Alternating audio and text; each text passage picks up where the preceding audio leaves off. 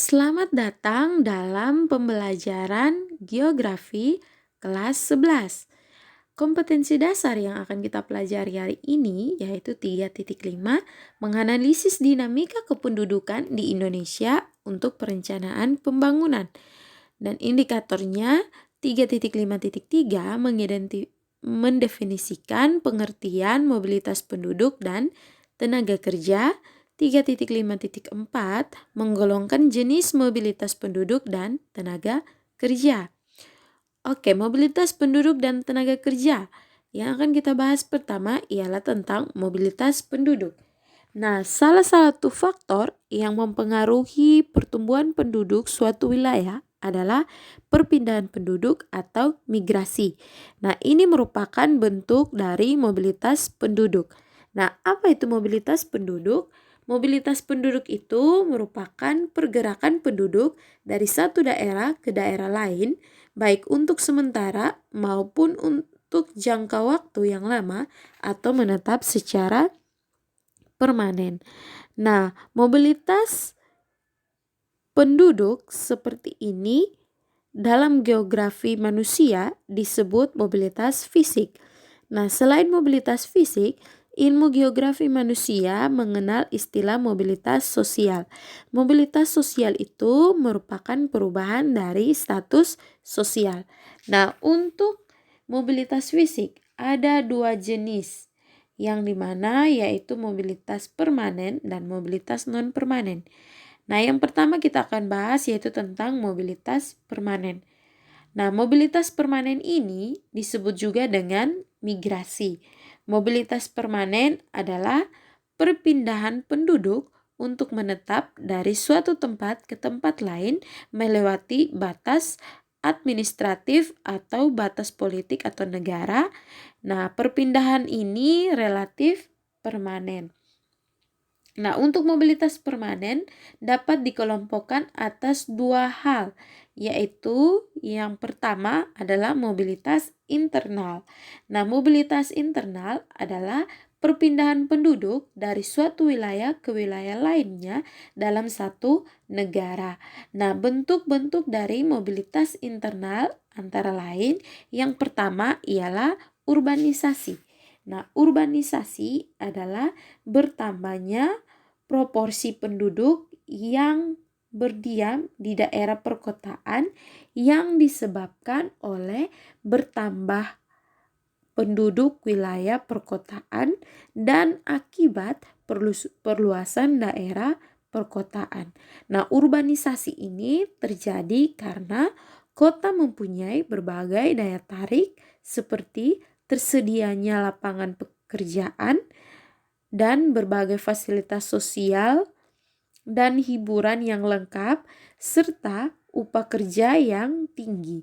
Daya tarik kota seperti ini didukung oleh berbagai daya dorong desa seperti sempitnya lapangan pekerjaan, semakin sempitnya lahan pertanian, serta fasilitas sosial dan hiburan yang relatif terbatas. Kemudian yang kedua itu ada ruralisasi.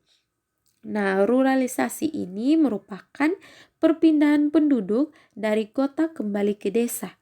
Dalam konteks ini, pelaku urbanisasi yang telah lama tinggal di kota pulang kembali ke desa asalnya dan menetap di sana. Kemudian yang ketiga yaitu transmigrasi. Nah, transmigrasi ini adalah perpindahan dan atau kepindahan penduduk dari suatu daerah untuk menetap di daerah lain yang ditetapkan di dalam wilayah Republik Indonesia guna kepentingan pembangunan negara atau karena alasan yang dianggap perlu oleh pemerintah berdasarkan ketentuan yang diatur dalam undang-undang. Nah, ada beberapa jenis transmigrasi, yaitu transmigrasi umum, transmigrasi spontan, transmigrasi sektoral, transmigrasi swakarsa, dan transmigrasi khusus. Nah, yang kedua yaitu mobilitas eksternal. Nah, mobilitas eksternal ini adalah perpindahan penduduk dari suatu negara ke negara lain. Nah, bentuk-bentuk dari mobilitas eksternal ini yaitu yang pertama emigrasi. Emigrasi ini adalah perpindahan penduduk dari tanah air sendiri ke negara lain untuk tinggal menetap di sana. Kemudian imigrasi yaitu perpindahan penduduk dari negara lain masuk ke negara kita. Kemudian yang ketiga yaitu remigrasi. Remigrasi ini adalah kembalinya penduduk suatu negara ke tanah airnya sendiri setelah pindah dan menetap di negara asing. Setelah kita belajar tentang mobilitas permanen, kita akan belajar kemudian jenis mobilitas yang kedua yaitu mobilitas non-permanen. Nah, mobilitas non-permanen ini adalah perpindahan penduduk untuk sementara waktu dari suatu tempat ke tempat lain. Nah, mobilitas non-permanen ini dapat dikelompokkan menjadi dua bagian, yaitu komutasi atau mobilitas ulang-alik dan yang kedua yaitu sirkulasi. Nah, komutasi atau mobilitas ulang-alik adalah bentuk mobilitas penduduk non-permanen yang dilakukan dengan pergi pulang dalam tempo kurang dari 24 jam. Kemudian yang kedua yaitu sirkulasi adalah bentuk mobilitas penduduk non-permanen yang dilakukan dengan menginap di tempat tujuan untuk sementara waktu. Nah, yang berikut kita akan lihat tentang mobilitas tenaga kerja. Nah, menurut Undang-Undang Republik Indonesia Nomor 13 Tahun 2013 tentang ketenagakerjaan, tenaga kerja adalah setiap orang yang mampu melakukan pekerjaan guna menghasilkan barang dan atau jasa baik untuk memenuhi kebutuhan sendiri maupun untuk masyarakat.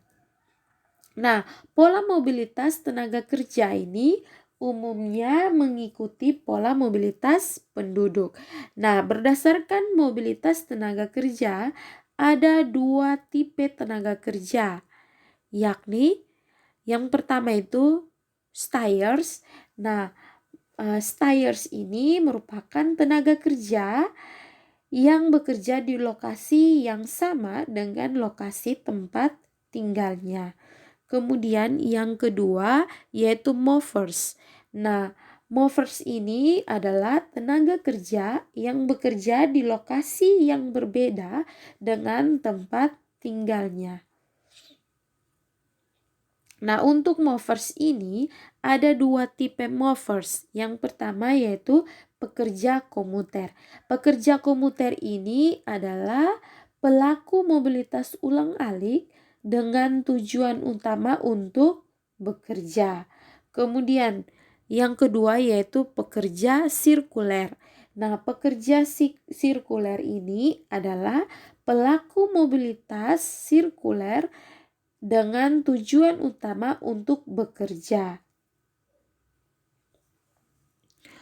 Oke, baik, sekian dan terima kasih. Tuhan memberkati.